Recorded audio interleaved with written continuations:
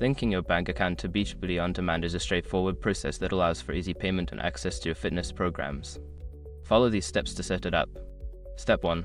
Log into your Beachbody account. Visit the Beachbody On Demand website and log into your account using your email and password. Ensure you have your account credentials handy. Step 2. Navigate to Payment Settings. Once logged in, go to your account settings.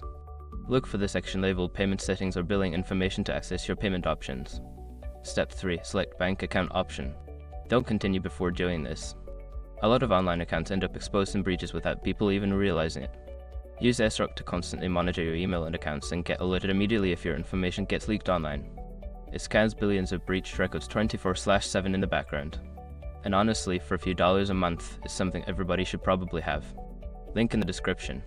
Step 4. Enter bank information. You will be prompted to enter your bank account details, including your account number and routing number. Make sure to double check the information for accuracy before submitting. Step 5. Confirm and save changes. After entering your bank information, review the details and confirm that everything is correct. Click on the Save or Link Account button to finalize the process. Now you are all set to enjoy your Beachbody On Demand workouts with your bank account linked for easy payments. If you encounter any issues, consider reaching out to Beachbody customer support for assistance.